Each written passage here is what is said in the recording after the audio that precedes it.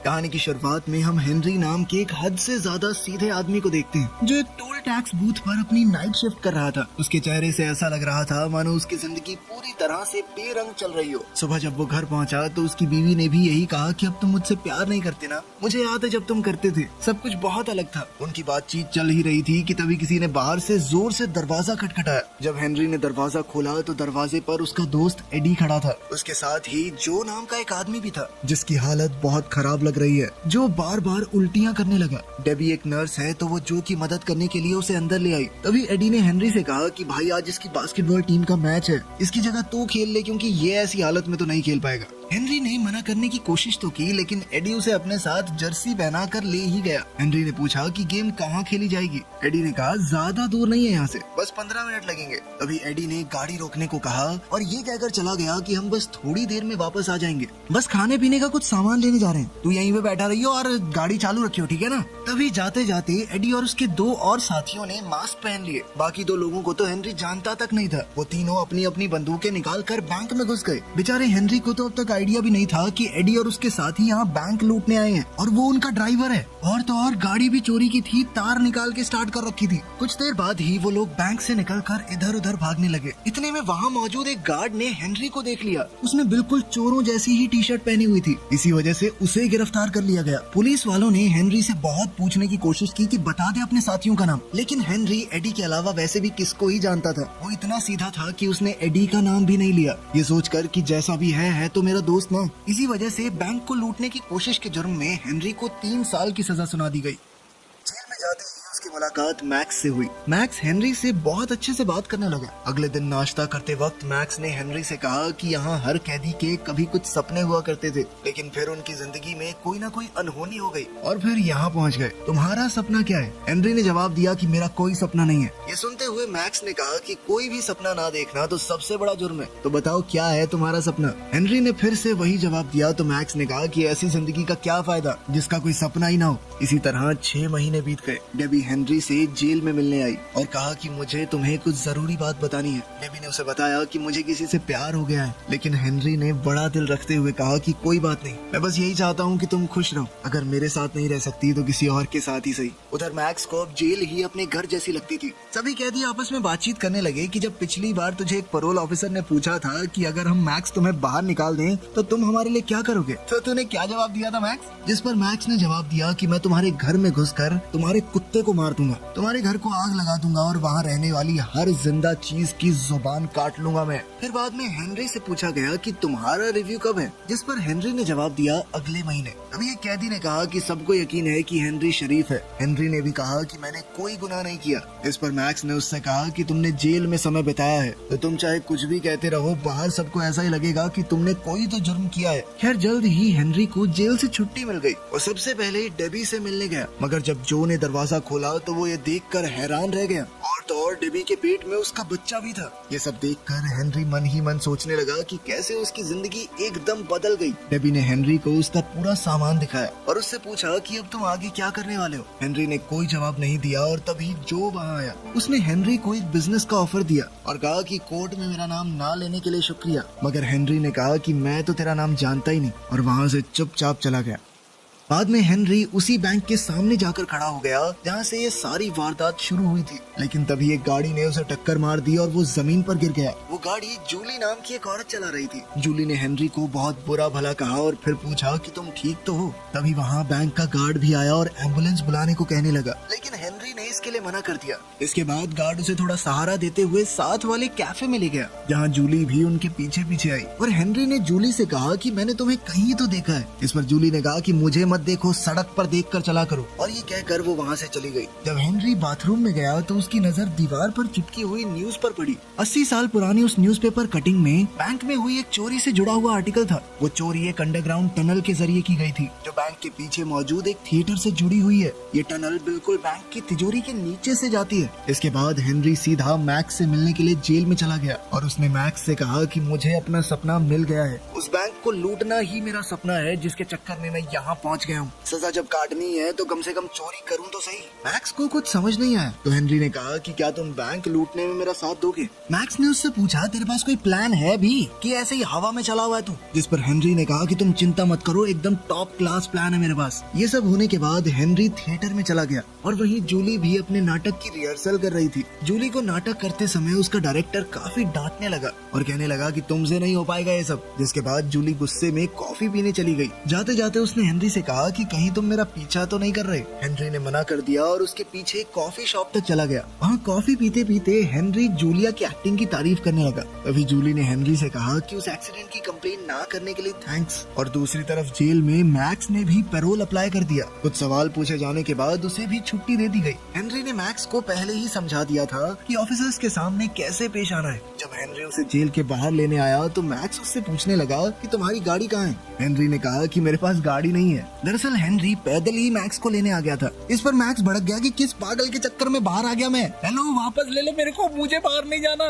लेकिन जब हेनरी ने अपना प्लान मैक्स को बताया तो मैक्स ने हैरान होते हुए कहा कि यही तुम्हारा प्लान है। सेम इसी तरीके से 80 साल पहले बैंक को लूटा गया था और तुम्हारे पास बंदूकें वगैरह हैं क्या। लेकिन हेनरी ने इसके लिए भी मना कर दिया, ये कहते हुए कि मैं किसी को नुकसान नहीं पहुंचाना चाहता। इस पर मैक्स ने कहा कि हाँ बे मदर टेरेसा, बहुत अच्छी बात है, लेकिन पिछली बार जब चोरी हुई उसके बाद ये भी तो हो सकता है कि बैंक वालों ने तिजोरी की लोकेशन बदल दी हो और अब वो उस टनल के ऊपर हो ही ना। इस बात का पता लगाने के लिए उन्हें बैंक जाना होगा।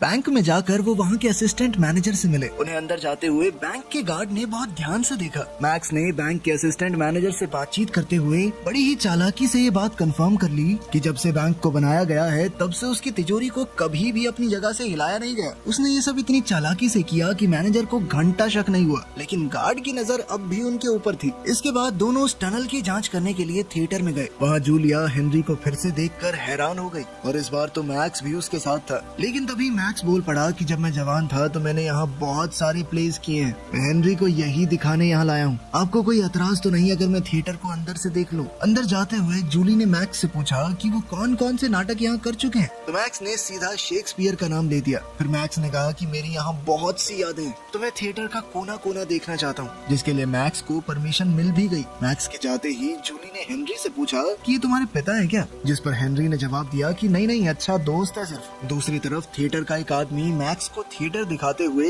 टनल वाले दरवाजे के पास ले गया और मैक्स उसका जायजा लेने लगा। दूसरी तरफ जब जूलिया ने हेनरी से सवाल किया कि तुम क्या करते हो, तो हेनरी ने सीधा सीधा बता दिया कि मैं हाल ही में जेल से छूटा हूँ, अभी तो कुछ नहीं करता। जूलिया चौंक गई, जेल में क्यों थे तुमने कोई मर्डर वगैरह किया होगा ना। जिस पर हेनरी ने कहा कि एक लंबी कहानी है, फिर कभी सुनाऊंगा। जिसके बाद उन्होंने आज शाम को डिनर पर मिलने का प्लान बनाया। घर जाकर मैक्स ने हेनरी को बताया कि वो टनल एक ग्रीन रूम की दीवार से जाती है, तो हमें कुछ भी करके उस ग्रीन रूम को हथियाना पड़ेगा। लेकिन हेनरी का ध्यान तो सिर्फ तैयार होने में था, क्योंकि जूली के साथ डेट पर जो जाना है। और उसने मैक्स से पूछा कि मैं कैसा लग रहा हूँ। तो मैक्स ने हंसते हुए कहा कि हमेशा की तरह अपने जैसे ही लग रहे हो, और जाओ अपनी डेट एंजॉय करो, बाद में करेंगे प्लानिंग।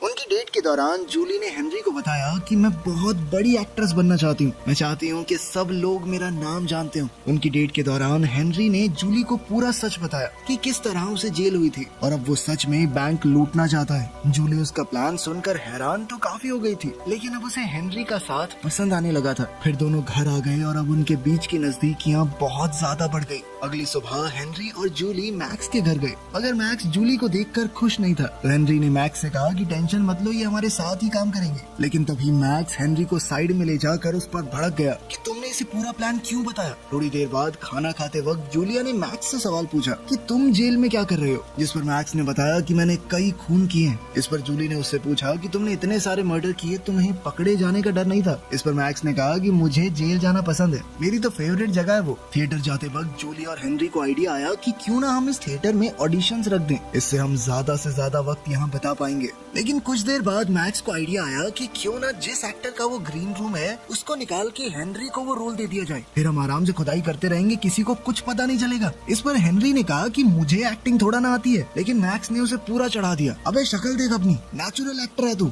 इससे बढ़िया कोई नहीं कर पाएगा, और वैसे भी ये तो लीड रोल है। कुछ देर बाद वो एक्टर खुद ब खुद प्ले छोड़कर चला गया, ये कहकर कि उसे बहुत बड़ी पिक्चर में काम मिल गया है। लेकिन असल में तो मैक्स ने उसे बेवकूफ बनाया था। जब ये बात जूली को पता चली तो वो बहुत गुस्सा हो गई। तुम लोग मेरा करियर खराब करके मानोगे क्या? हेनरी ने ऑडिशन दिया और वो सिलेक्ट भी हो गया। अब उन्हें और भी आसानी होगी अपना काम पूरा करने में, मगर उन्हें 1-2 दिन में ही एहसास हो गया कि ये टनल का काम 2 लोगों के बस की बात नहीं है। और उन्होंने जो को इस काम में शामिल करने का फैसला किया। बहुत समझाने के बाद जो इस काम को करने के लिए तैयार हो गया, लेकिन सुरंग देखते ही जो बोला कि ये सब करने की क्या जरूरत है, तुम सीधा बंदूक लेकर जाओ और चोरी कर लो। इस पर मैक्स ने जवाब दिया कि तेरी तरह बेवकूफों वाली चोरी नहीं करनी हमें। धीरे धीरे काम चलने लगा। इस काम के साथ साथ हेनरी अपने रोल के लिए भी काफी डेडिकेटेड था। हेनरी को अब सिर्फ पैसा नहीं चाहिए था, उसे जिंदगी में कुछ नया करना था। एक रात जब वो अपना काम करके घर जा रहे थे तो उस बैंक वाले गार्ड ने उन्हें रोक लिया, जिसने हेनरी को गिरफ्तार किया था। पुलिस वाले ने कहा कि तुम वही हो ना जो बैंक लूटने वालों के साथ था, और अब भी मैंने तुम्हें बैंक के पीछे से कई बार थिएटर जाते हुए देखा है।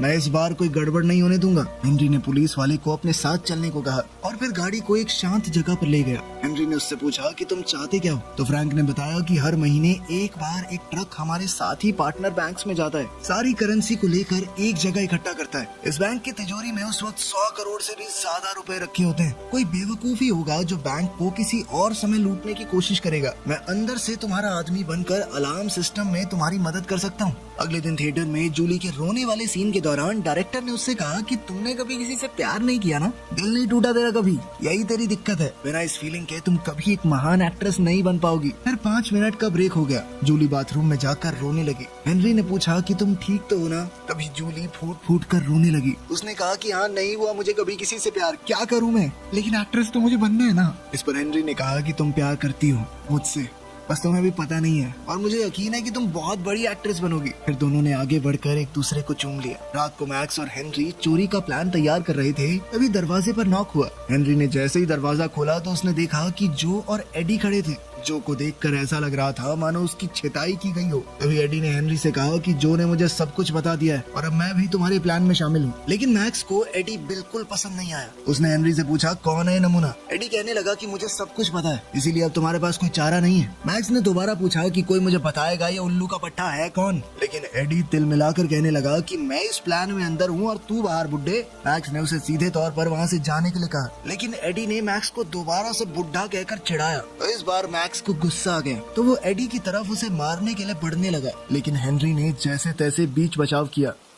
अगले दिन मैक्स और हेनरी थिएटर गए तो उन्हें पता चला कि उनका शो बस कुछ ही दिन में हो जाएगा, और इस बात से वो दोनों परेशान हो गए। हेनरी ने कहा कि मुझे नहीं लगता कि अब हम चोरी कर पाएंगे। दरअसल वो भी अब जूली से प्यार करने लगा था। चोरी करके उन्हें यहाँ से भागना पड़ेगा, लेकिन अब वो जूली से दूर नहीं जाना चाहता। तभी मैक्स ने हेनरी को पकड़कर कहा कि तुमने मुझे जेल से बाहर बुलाया अपनी मदद करने के लिए, और अब तुम इस काम से मना कर रहे हो। मैंने अपनी सारी जिंदगी बस बातें करके निकाली है। मैं बहुत दिनों से जेल में बंद था, अब मैं बाहर आया हूँ तो कोई कांड तो करके जाऊंगा। रात के वक्त हेनरी और जूली एक दूसरे से मिले। हेनरी ने जूली को बताया कि हमें शो के पहले दिन ही बैंक को लूटना होगा और फिर मैं यहाँ से भागकर कैलिफोर्निया चला जाऊंगा। तुम्हें भी हॉलीवुड में काम करना ही है, तुम वहाँ मिलोगी ना मुझसे? मगर ये सुनते ही जूली का गुस्सा फूट पड़ा। उसने कहा कि अगर जाना ही था तो मुझे प्यार पर यकीन क्यों दिलाया? तुमने सिर्फ थिएटर में घुसने के लिए मेरा इस्तेमाल किया है, कहीं नहीं मिलने वाली मैं तुमसे। मेरी गलती है कि एक चोर से प्यार कर बैठी। देखते ही देखते शो का दिन आ गया और बैंक लूटने का भी। नाटक के डायरेक्टर ने सभी एक्टर्स को कहा कि आज तुम्हारा दिन है,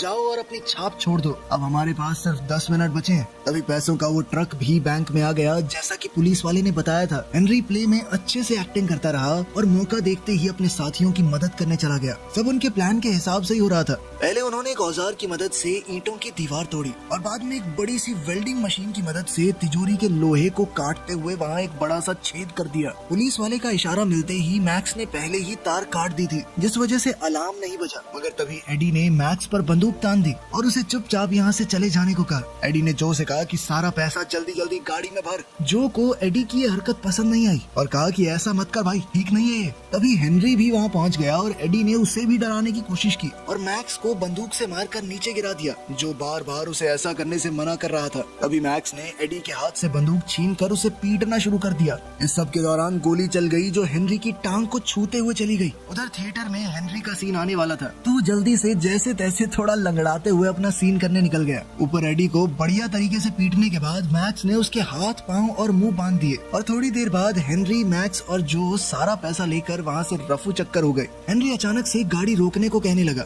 जो और मैक्स को समझ नहीं आया कि वो ऐसा क्यों कर रहा है। उन्होंने गाड़ी रोक भी दी। हेनरी ने उन्हें ये कहकर भाग जाने को कहा कि मैं तुम्हें बाद में मिलूंगा। जब जो ने मैक्स से पूछा कि ये कहाँ गया है तो मैक्स ने जवाब दिया कि भाड़ में जाने दो इसे, तुम बस गाड़ी चलाओ। हेनरी भागते हुए वापस थिएटर में पहुंचा। जूलिया स्टेज पर एक्टिंग कर रही थी तभी हेनरी थोड़ा लंगड़ाते हुए जल्दी से स्टेज पर चढ़ गया। उसने जूलिया से कहा कि मैं तुमसे दूर नहीं जा सकता, मैं तुमसे सच में प्यार करता हूँ और तुम्हारे बिना नहीं रह पाऊंगा। उधर नाटक में भी ऐसा ही कुछ चल रहा था तो ऑडियंस को लगा कि वाह ये लोग तो कुछ अलग कर रहे हैं, क्या सीन है। और वो सभी लोग जूलिया के हाँ बोलने का वेट करने लगे। तभी डायरेक्टर ने भी सारी लाइटें थोड़ी डिम कर दी और जूलिया को हाँ बोलने को कहा। अब जूलिया को भी यकीन हो गया था कि हेनरी सच में उससे प्यार करता है और एक लंबे सन्नाटे के बाद जूलिया ने हाँ तो नहीं कहा लेकिन उसके चेहरे के हाव भाव ने सब कुछ जाहिर कर दिया। चलो आखिर में हीरो को हीरोइन मिल गई, पैसा तो वो ले ही लेगा।